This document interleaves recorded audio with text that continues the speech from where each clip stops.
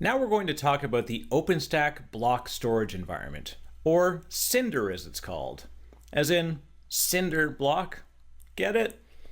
Anyways, there's some more of your good Openstack IT humor.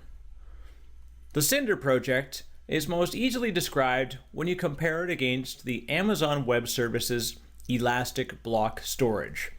So if you've already looked at cloud platforms, you've probably seen that before. Otherwise, let's just take a look at what it is.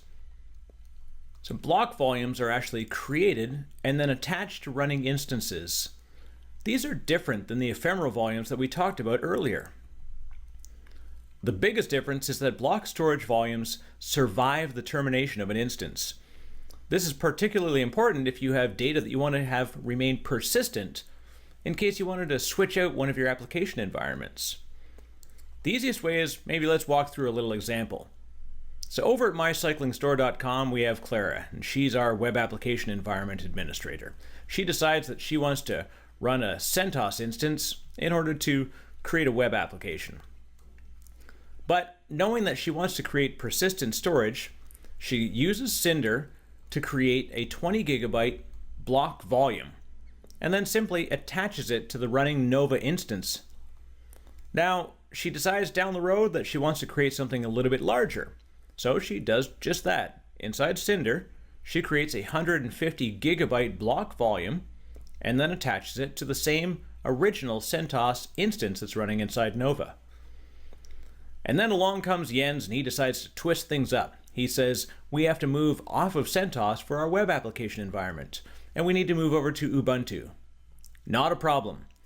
All we have to do in this case is have Clara detach the 20 gigabyte and 150 gigabyte volumes, and then she just terminates the CentOS instance, goes in, picks a glance image that she wants, spins up a Nova instance running Ubuntu, and then just simply attach the two volumes to the new running Ubuntu instance, and all the data is still there just like it was before. What's different about the vendor environment in Cinder is that it's very, very active. You'll see this in the network platform as well, but storage, of course, is always an interesting space.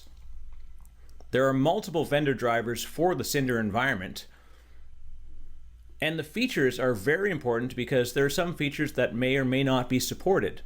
The easiest way to know is to go to the actual OpenStack website in order to check the feature list. You may find some information at your vendor site as well, but it's always good to go to the authoritative source, which is the OpenStack environment. Because of the growing list of features and enhancements that are happening in OpenStack all the time, it's a good plan to actually go back and visit fairly regularly. This is easily done by going to wiki.openstack.org and then looking up the Cinder support matrix. That's the URL right there, easy to go to. And you'll see below, there's the actual header of the table of information that you're going to find. It's going to list each driver and all of the different Cinder features that are inside the project, whether they're supported on that particular driver, and it's also going to show what version of OpenStack they became supported under. So you may see some stuff there that says as far back as Diablo or Essex, or maybe all the way right up to the latest release. Cinder volumes are easy to understand. They're stored in a shared storage environment. This could be a large underlying shared platform that's a physical storage environment, or it could be a logical volume manager, just as simple as that. They're presented into your Nova instances traditionally using iSCSI. The features that we use to manage them is to attach or detach to your Nova instances. You can also do neat things with your Cinder volumes, including cloning and snapshotting of the volumes, so you can keep a copy for later. You can actually do exciting things where you can boot from a volume, and you can even boot from snapshots.